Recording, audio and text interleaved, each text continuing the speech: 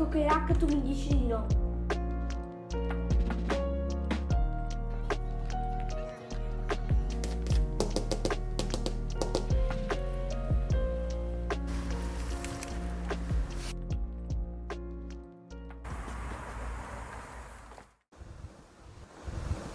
È stato fatto questo servizio fotografico per Lily Silk e lo volevo condividere con voi perché è molto carino.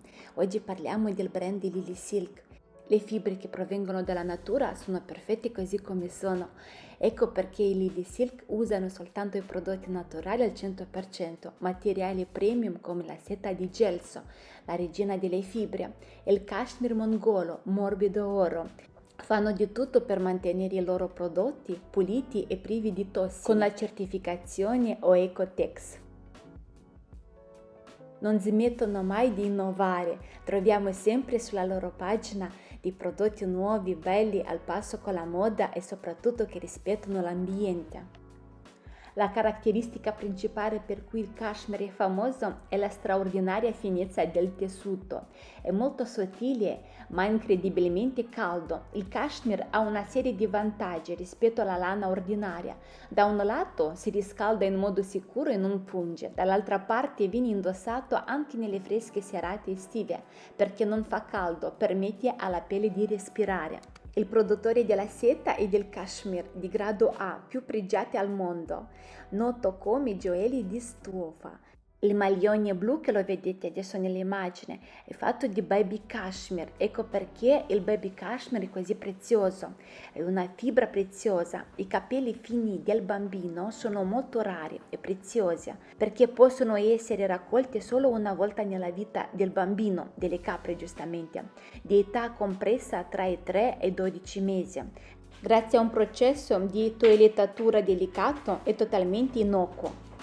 Maglione bianco che l'avete visto è un maglione misto lana e cashmere lavorato a maglia a cavo. È formato di 90% di lana più 10% di cashmere. È un classico maglione a trecce, invece questo blu che lo vedete è un maglione girocollo baby cashmere, è fatto di 100% di baby cashmere.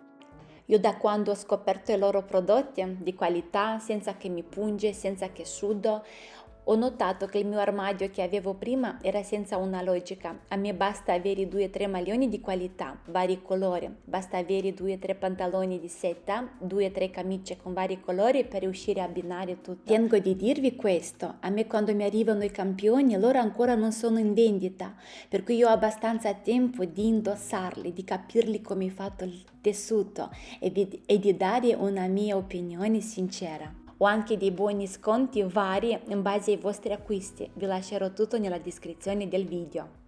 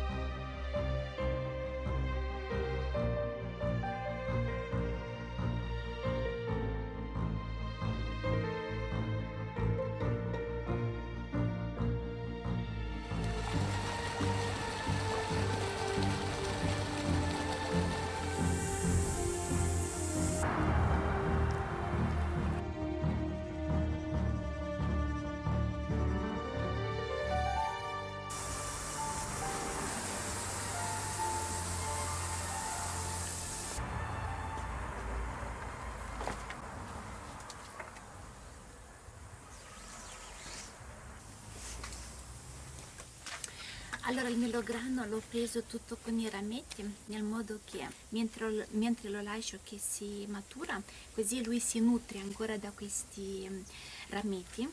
tipo assorbe tutta la sostanza dei ramiti. Allora prima li lascio maturare, appena li vedo che proprio sono già più dolci, dopo li pulisco bene, li apriamo, li puliamo, li mettiamo in un contenitore e li metterò a congelare. Adesso inizieranno le piogge e cosa succede? Quando si li bagna con la pioggia loro si aprono, proprio crepano, è un peccato. Invece così li ho raccolti un po' prima, tutto con i rametti, li lasciamo maturare.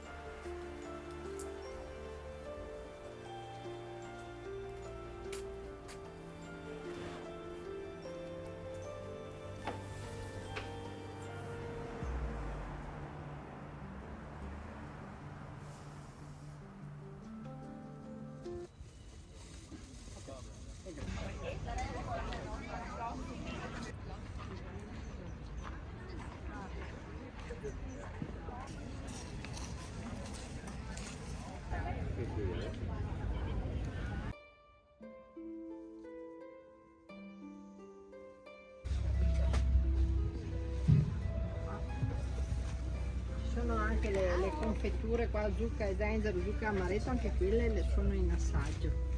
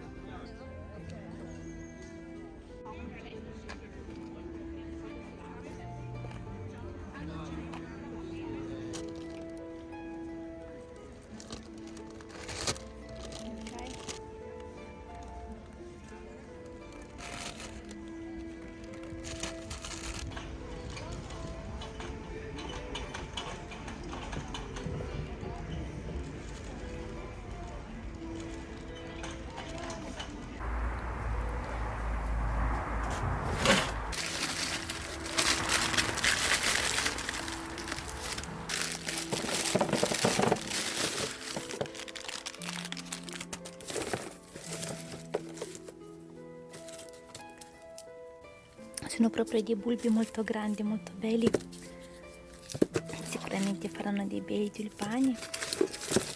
Qua ne ho abbastanza, sicuramente ne prenderò un altro po'. Anche qua ho tolto alcuni bulbi di quelli che sono usciti l'anno scorso, sono tutti quei fiori pentini primaverili. Li metterò giù in cantina, questi me li hanno regalati il vicino di casa. Lui ce li ha tanti, è una specie di lilium se non sbaglio, sono alti, bianchi. Non è proprio un lilium, però assomiglia molto, magari che lo chiederò come si chiamano.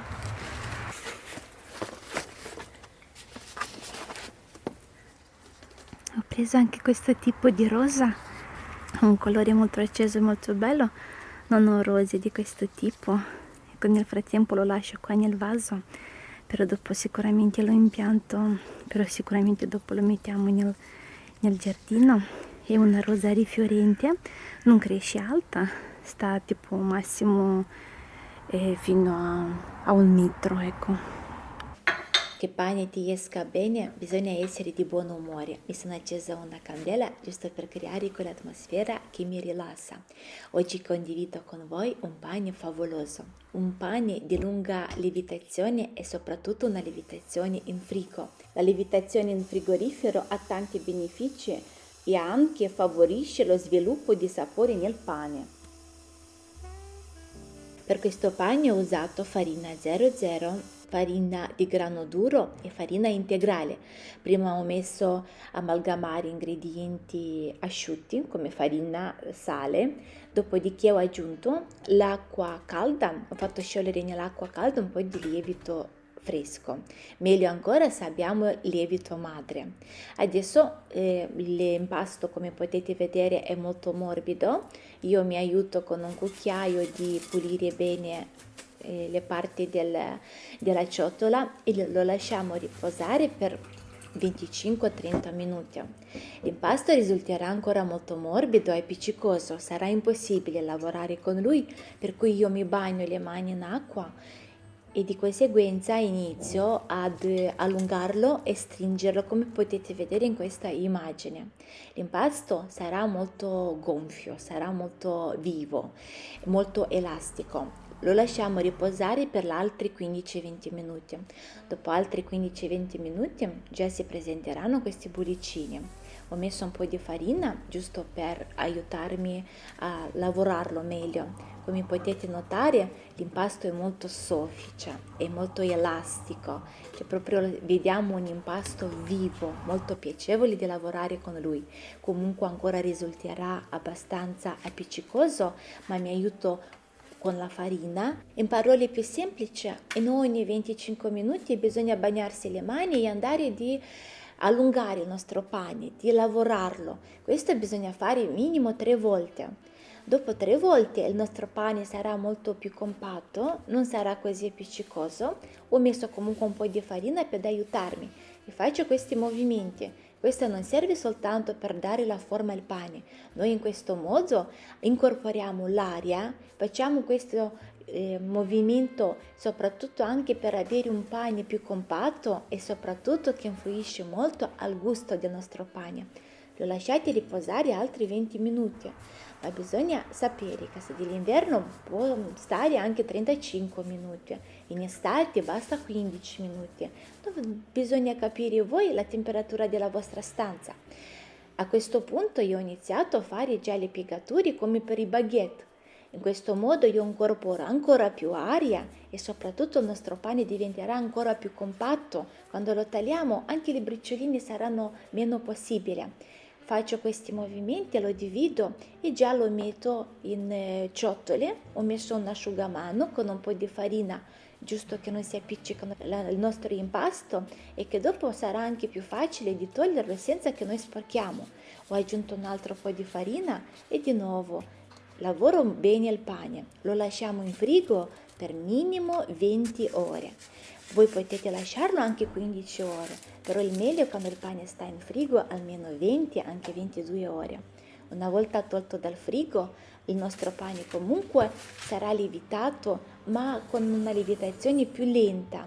A questo punto io già ho messo la casseruola in forno, l'ho scaldata bene. Lo so, sono molto cliccati i video dove c'è scritto pane in 5 minuti e la pizza in 2 minuti, ma voi pensate alla vostra salute, perché una lievitazione sforzata e fatta subito fa molto male alla nostra salute.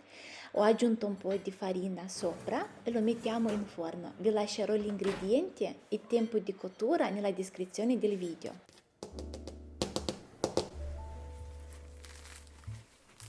Croccante fuori ma molto compatto e morbido dentro.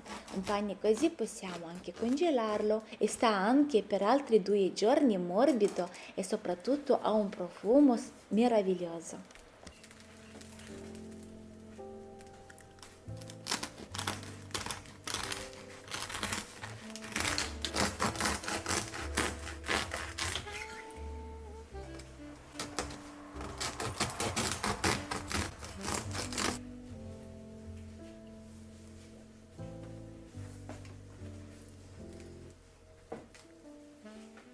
Adesso prepariamo la cena, facciamo una ricetta molto buona con ingredienti semplici. Allora qua ho il sedano, tagliamo pezzi così, tutto con le foglie, non buttiamo via niente, dopo capirete il perché.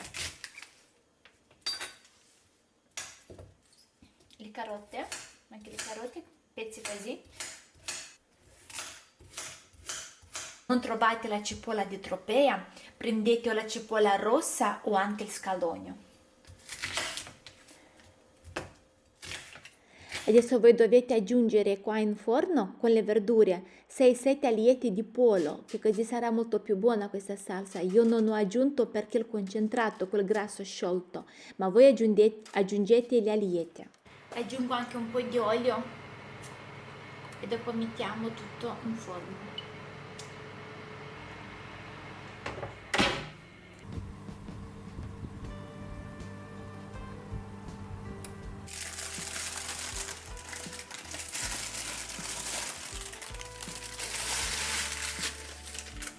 Ha un profumo meraviglioso.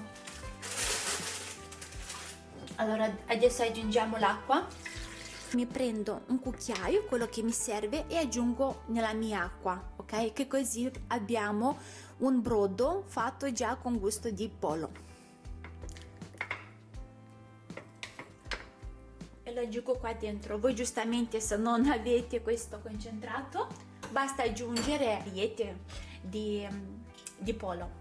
Adesso aggiungiamo le nostre erbette, tipo meglio se aggiungiamo tipo quel timo che ha il sapore di limone, queste erbette che hanno il profumo di limone, ok? E aggiungo anche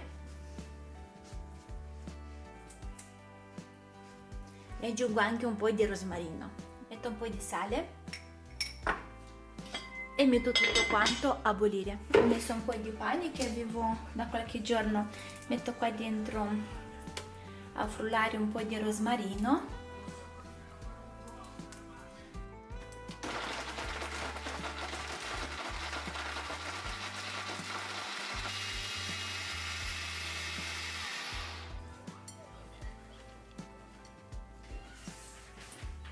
Aggiungo anche grana.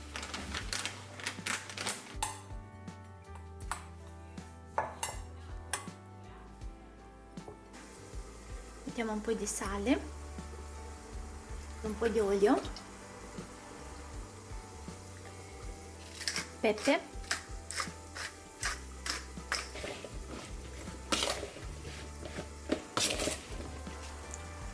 pane che abbiamo fatto.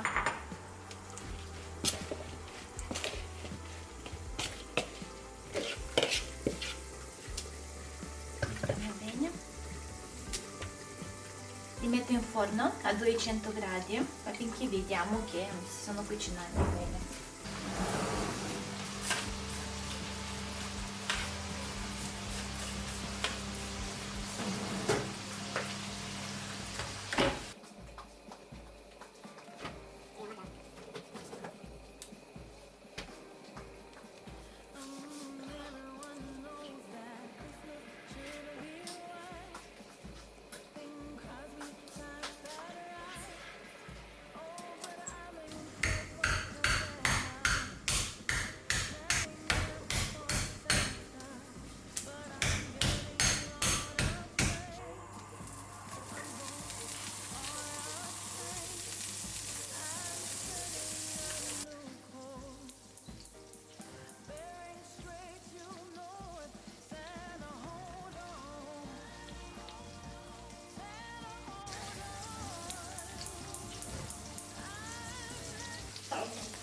Ma cos'è questa lettera che non la capisco?